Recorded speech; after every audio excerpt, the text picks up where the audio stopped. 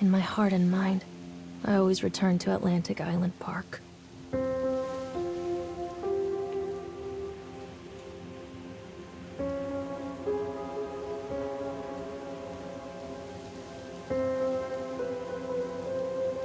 Where's Mr. Bear?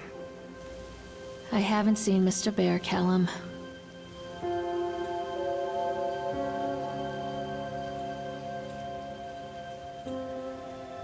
Stay in the car. We'll go and ask information.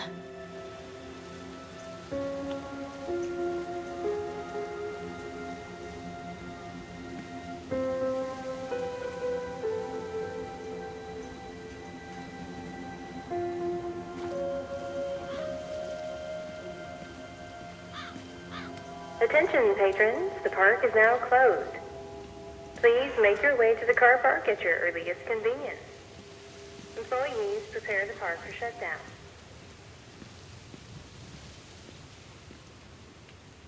Callum was born the day this place opened. This is his favorite place in the world.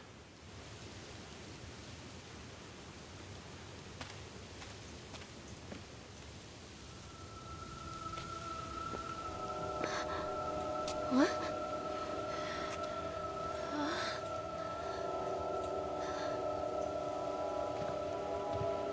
Hey, Lorraine. Lorraine. Don't blame yourself, Lorraine. People lose things all the time. Take a deep breath and think about the last place you saw your son's teddy bear. Hey, stop! I think your boy just ran into the park. I'll unlock the gates for you.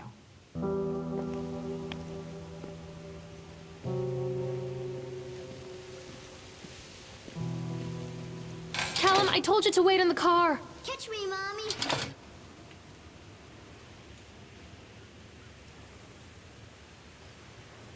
Wait up there for Mommy, Callum. Over here.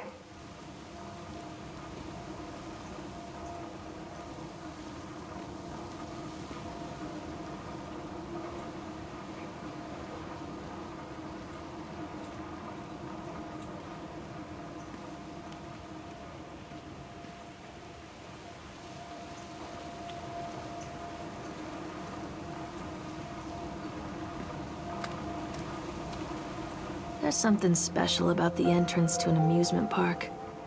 A line drawn between the real world and the world of whimsy within. On this side, the apathy of our everyday lives. And on the other, anything we might dare to dream. It's no wonder Callum ran back inside. I wouldn't want to leave either. Attention, employees. The park is now closed. Have a safe journey home.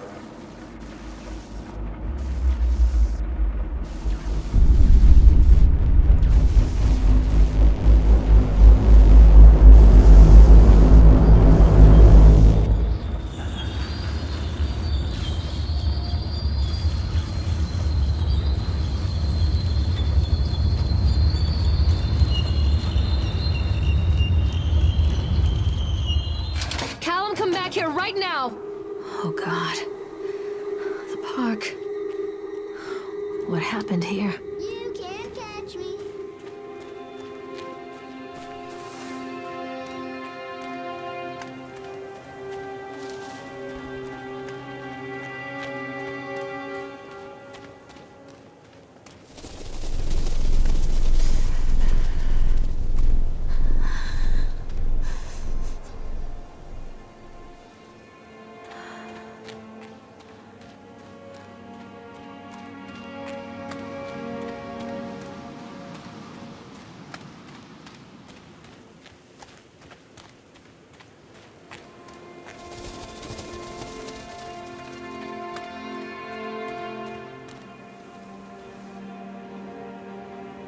I think this belongs to Callum.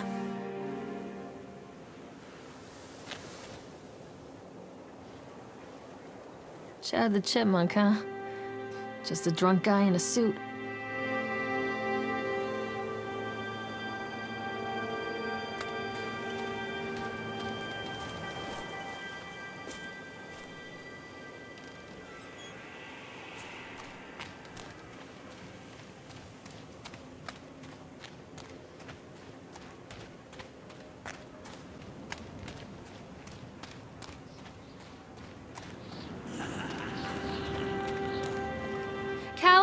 Stay where you are!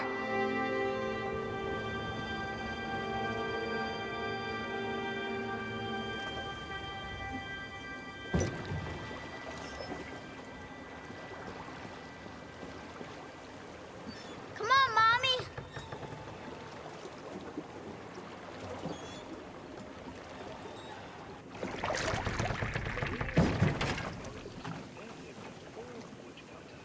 His wife and his two children.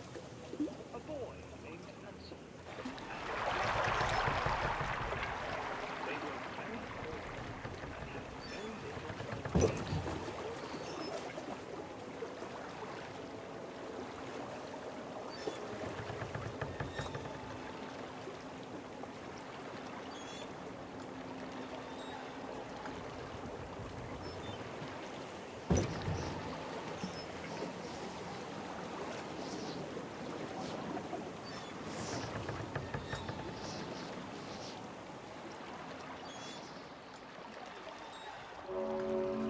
Near a great forest, there lived a poor woodcutter, his wife and his two children. A boy named Hansel and a girl named Gretel. They were very poor and had very little to bite or sup.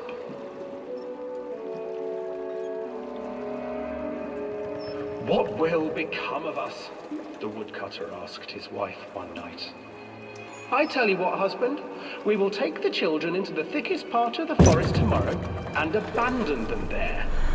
No, my wife, I cannot do that, said the man. Then we will all four starve, you fool. Hansel and Gretel overheard their parents talking, and Gretel began to weep. Do not fret, Gretel, Hansel said. He crept out of the hut and gathered white stones from the ground to fill his pockets.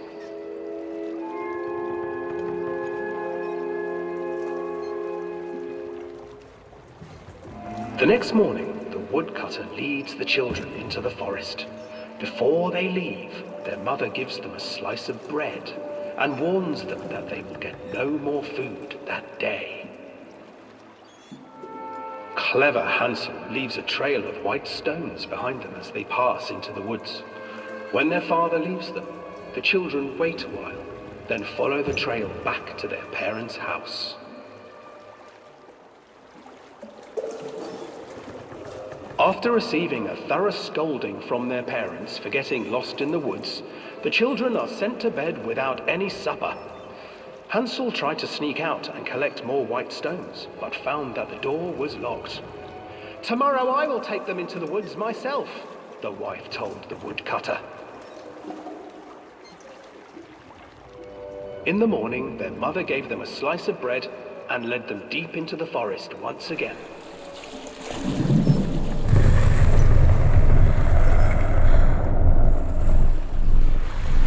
Hansel broke his bread into pieces and left a trail of breadcrumbs to lead them safely home.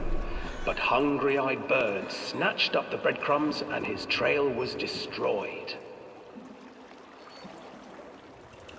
Abandoned by their parents and unable to find the trail home, the children wandered in the forest for 3 days.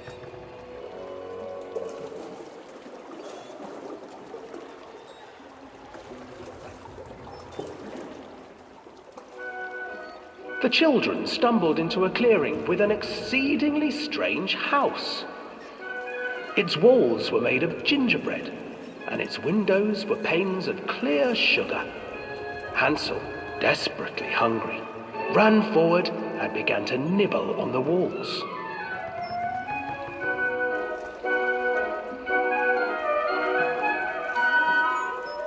Nibble, nibble, little mouse. Who is nibbling at my house? An old woman emerged from the house, sniffing the air and peering around with cloudy eyes. Oh, you dear children, who brought you here? Just come in and stay with me. No harm will come to you. But Hansel and Gretel stayed back, for the old woman reminded them of their cruel mother. Come, children, don't be afraid. I have something for you. The old woman offered them 2 enormous lollipops. The children took them and began to eat. You see, nothing to fear here. Come inside, the old woman urged, and the children, still licking their sweets, followed.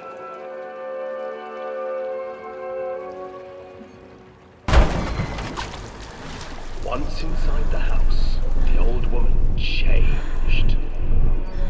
She stuffed Hansel into a cage and put Gretel to work, sweeping and cleaning her hut. Your brother will make a good mouthful, the old witch told Gretel. Once he is fattened up, I shall feast upon him.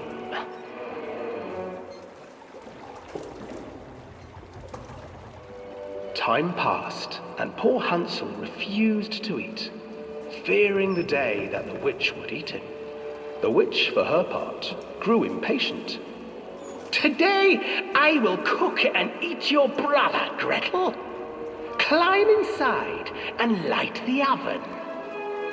But Gretel pretended not to understand. I do not know how. Where is the opening? Fool, the old witch said.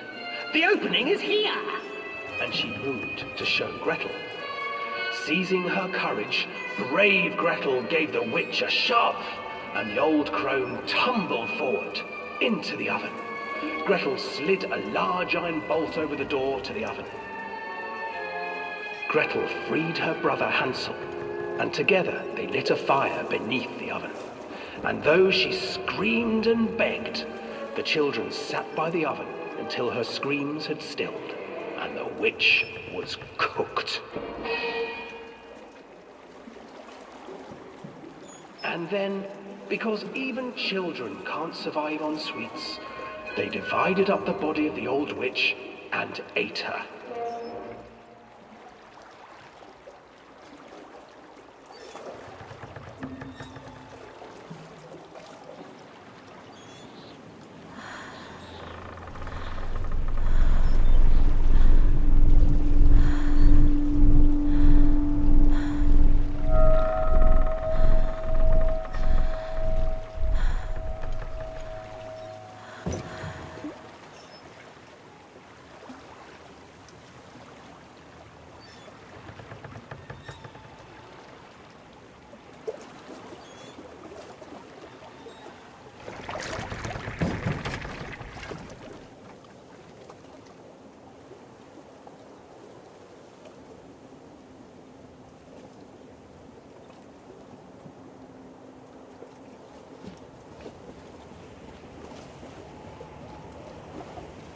Hansel and Gretel.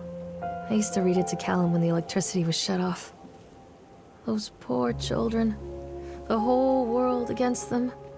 The forest, the birds, the old witch, even their own parents. I used to imagine that Callum and I were the kids in that story. Not mother and son, but brother and sister, hand in hand against the unkind world. We were always hungry, looking for our own house made of candy. Looking for the sweetness that could take the pain away. Hunger leads people to desperate, terrible places where the tree branches reach like claws.